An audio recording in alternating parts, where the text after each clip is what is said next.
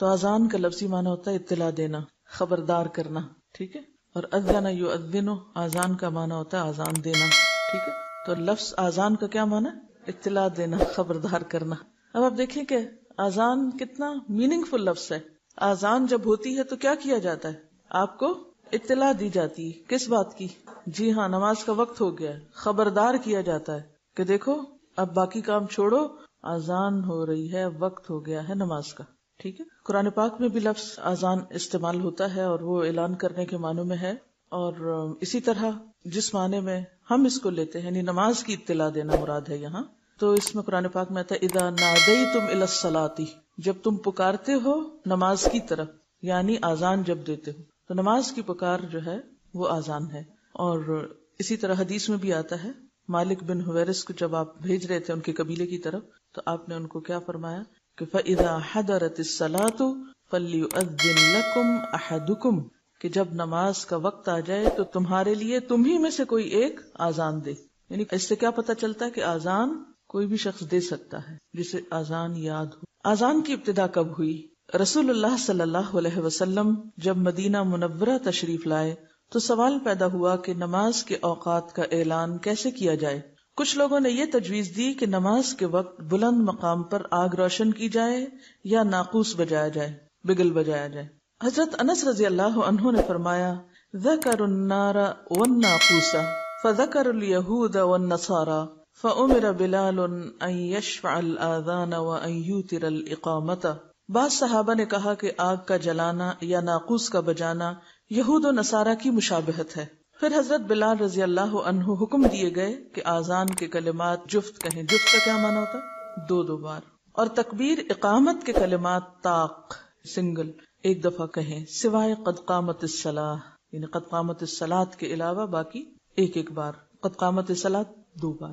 آذان کے جفت کلمات اللہ اکبر اللہ اکبر اللہ اکبر اللہ اکبر، اشہد ان لا الہ الا اللہ اشہد ان لا الہ الا اللہ اشہد ان محمد الرسول اللہ اشہد ان محمد الرسول اللہ، حی علی الصلاۃ حی علی الصلاۃ حی علی الفلاح حی علی الفلاح، اللہ اکبر اللہ اکبر، لا الہ الا اللہ.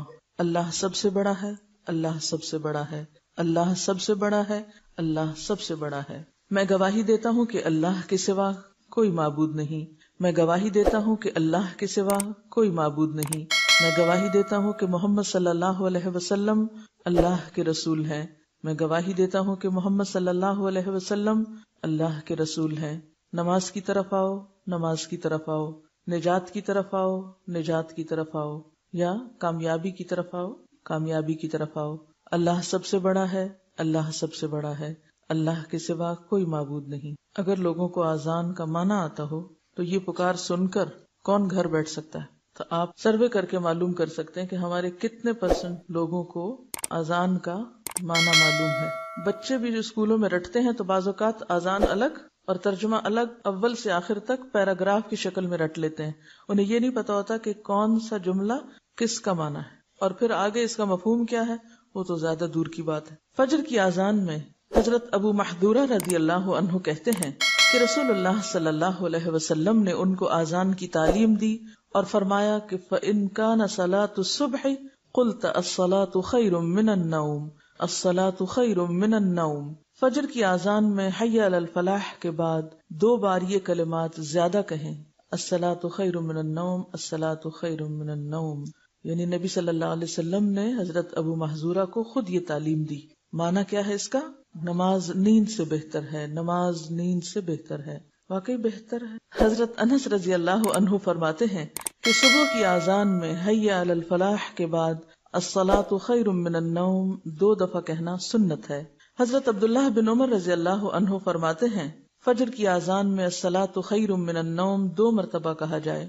حضرت ابن عباس رضی اللہ عنہ نے بارش کے دن اپنے مؤذن سے کہا کہ حی علی الصلاح کی بجائے الصلاۃ فی الرحال یصلوا فی بیوتکم، اپنے گھروں میں نماز ادا کرو کہے. یعنی انہوں نے اپنے مؤذن سے کیا کہا کہ یہ مت کہو حی علی الصلاح، کیونکہ ظاہر ہے کہ اس زمانے میں شہر یا بستیاں اس طرح نہیں بنی ہوئی تھی جیسے آج کے دور میں کہ پکی سڑکیں ہوں اور پھر گاڑیاں ہوں اور ایسے انتظامات ہوں کہ لوگ بسہولت اپنے گھروں سے مسجد تک چلے جائیں. آپ ذرا تصور کیجئے ایسی جگہ کا کہ جہاں سڑک بھی کچی ہو، جہاں مسجد بھی کچی ہو، جہاں بارش ہونے سے ہر طرف پھسلن ہی پھسلن ہو جائے. تو ایسی صورت میں لوگوں کو مسجد آنے کی دعوت دینا کیا ہے؟ فلاح کی نہیں، تکلیف کی، نقصان کی. تو ایسی صورت میں ہمارے دین میں کیا ہے؟ یسر، آسانی، سہولت، رخصت. اور وہ کیا ہے؟ گھر میں ہی نماز پڑھ لو. لیکن ہم ایسی باتوں کو بس صرف ایک خاص ریچول کے طور پہ لیتے ہیں، بے سوچے سمجھے ادا کرتے ہیں. اور یہ بھی ممکن ہے کہ بہت سارے مؤذنین کو یہ نہ پتا ہو وہ کہہ رہے ہیں، مؤذن اذان دینے والے کو بھی نہ پتا ہو کہ وہ کہہ رہا ہے، وہ کس چیز کی طرف بلا رہا ہے. تو بے سوچے سمجھے سب دین کا کاروبار چل رہا ہے، تو اس لیے پھر اس میں کوئی تبدیلی بھی ہم نہیں کر سکتے. بہرحال ابن عباس رضی اللہ تعالیٰ عنہ نے بارش کے دن اپنے مؤذن سے کہا کہ حی علی الصلاۃ کی بجائے الصلاۃ فی الرحال، رحال رحل سے ہے یعنی گھر، یا صلوا فی بیوتکم کہو. اور فرمایا رسول اللہ صلی اللہ علیہ وسلم نے ایسا ہی کیا. یعنی یہ میں اپنے پاس سے تمہیں نہیں کہہ رہا، بلکہ بارش کے موقع پر آپ صلی اللہ علیہ وسلم نے ایسا کیا ہے. تو اس سے کیا پتہ چلتا ہے کہ اذان میں اپنی مرضی سے یا اپنی پسند سے جملوں کا اضافہ تو نہیں کیا جا سکتا. ہاں جو چیز سنت سے ثابت ہے وہ آپ کر سکتے ہیں. جمعہ اگرچہ فرض ہے مگر مجھے پسند نہیں کہ تم کیچڑ اور مٹی میں چلو.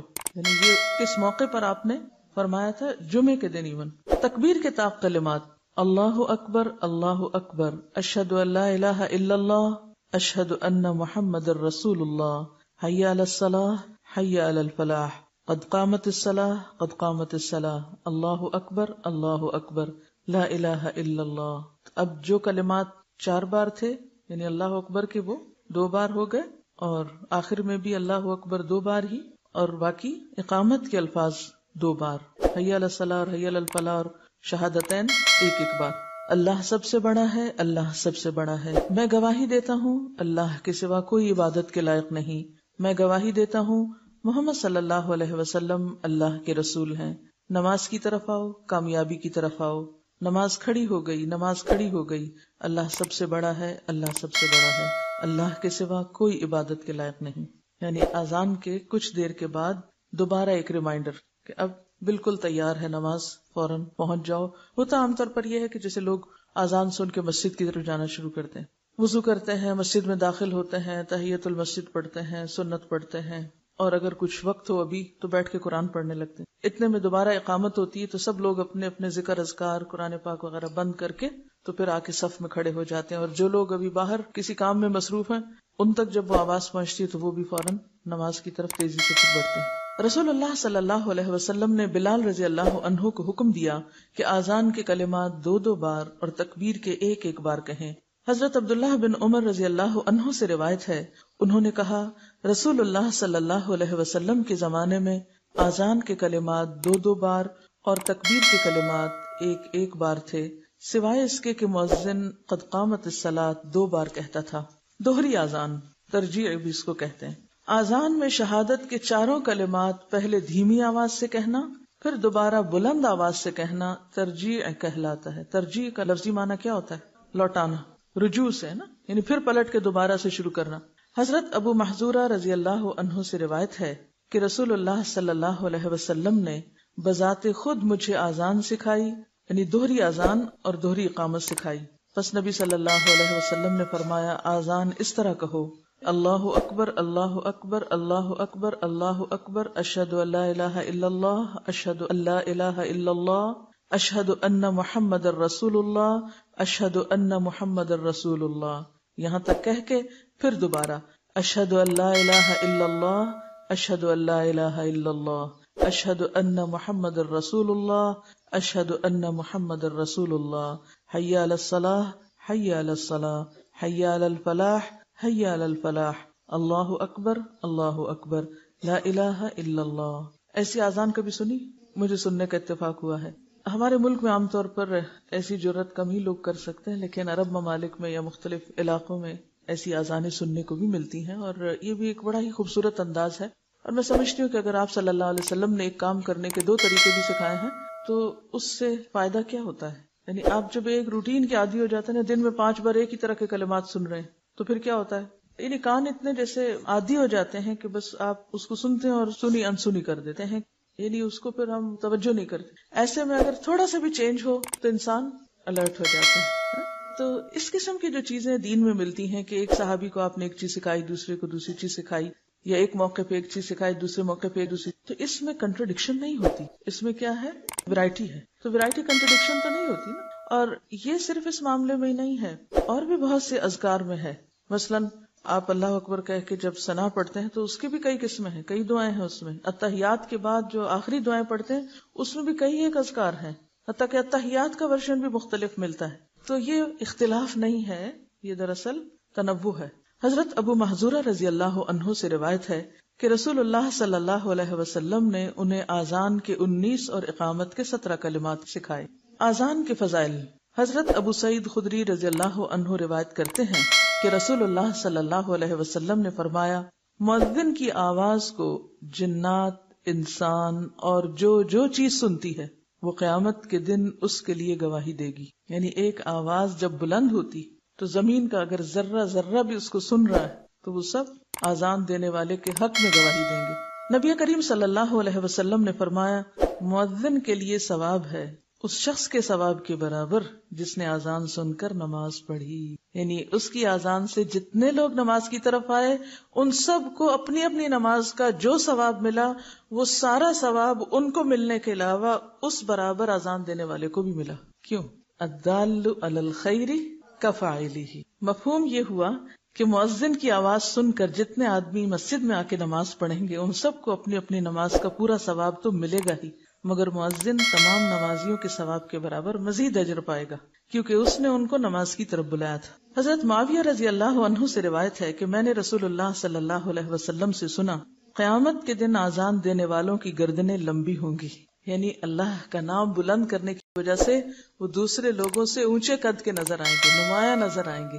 اب آپ دیکھیے کہ اگر آپ یہ حدیثیں اپنے بچوں کو ایک دفعہ سنا دیں تو اس سے 2 فائدے ہوں گے. نمبر 1 تو یہ کہ ان کے دل میں آذان دینے والوں کی عزت آئے گی کہ یہ بہت ہی اچھا کام کرتے ہیں. نمبر 2 خود ان کو آذان دینے کا شوق پیدا ہوگا. جب شوق پیدا ہوگا تو وہ اس کی پریکٹس کریں گے. جب پریکٹس کریں گے تو وہ جو ہر وقت گانا گانے کے منتظر رہتے ہیں یا گانے میں ان کا دل لگتا ہے، تو جب ان کو اس کا ایک آلٹرنیٹ ملے گا تو وہ ایک تسکین ہوتی ہے نا، انسانی روح کی ایک طلب ہوتی. یعنی کہتے ہیں نا کہ رونا اور گانا ہر شخص کو آتا ہے اور ہر شخص کسی نہ کسی طرح ضرور کچھ گنگناتا ہے. یہ ایک بالکل فطری سی بات ہے. اب چاہے تو آپ اچھے الفاظ گنگنائیں اور چاہے تو فضول قسم کی باتیں زبان پہ لائیں.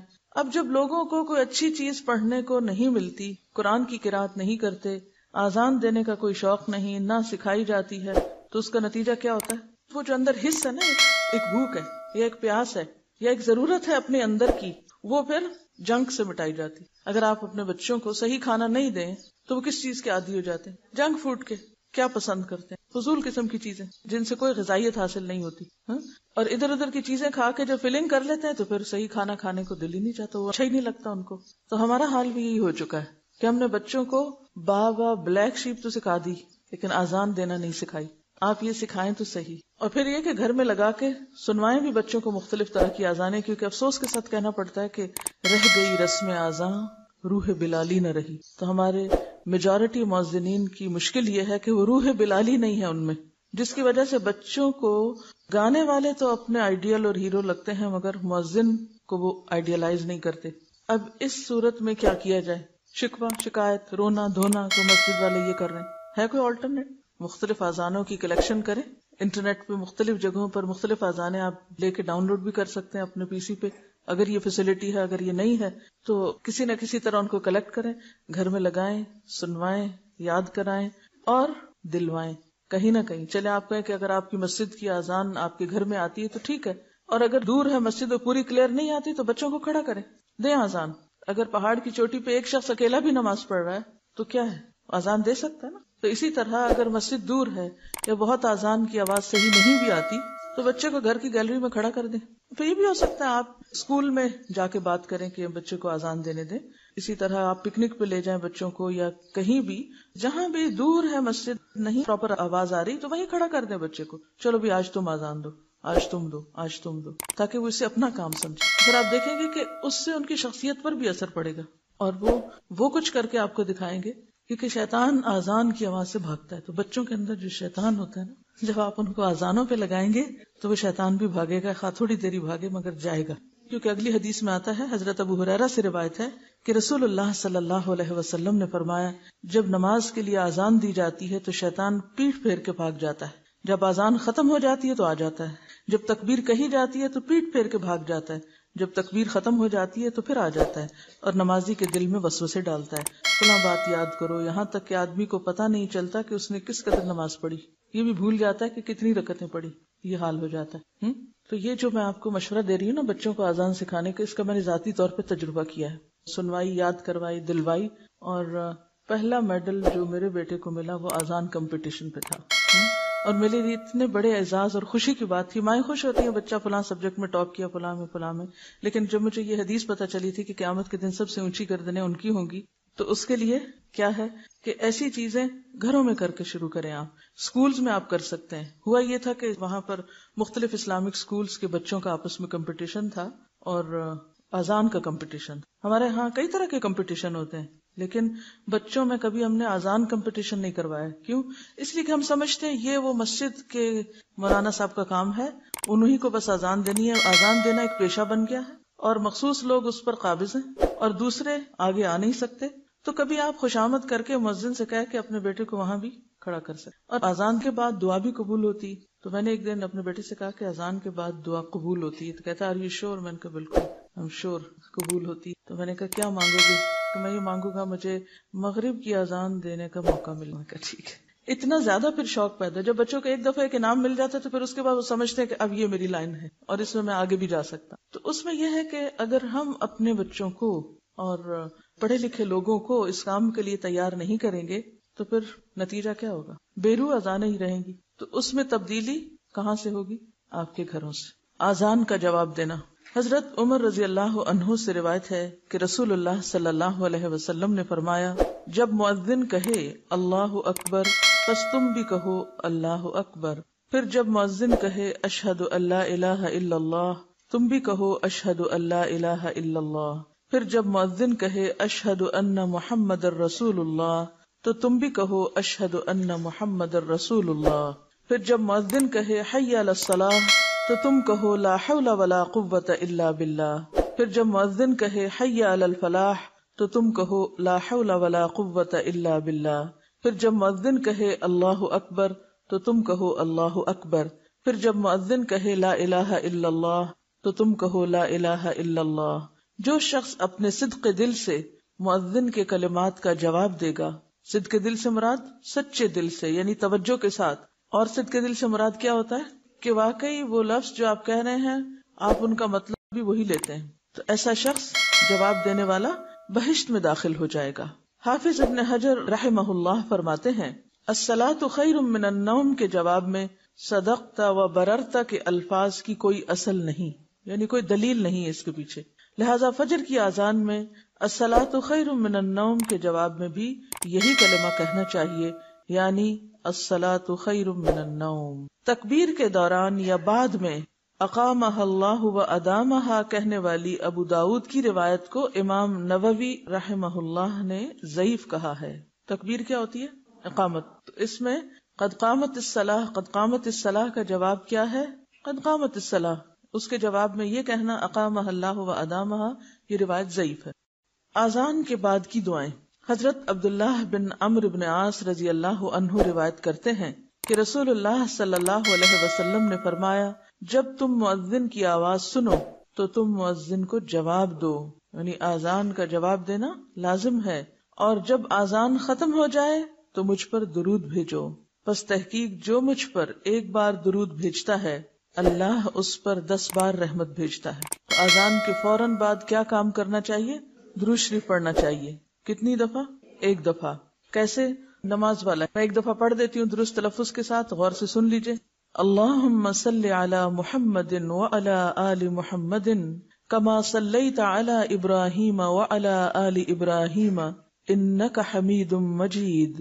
اللہم بارک علی محمد وعلی آل محمد کما بارکت علی ابراہیم وعلی آل ابراہیم انک حمید مجید.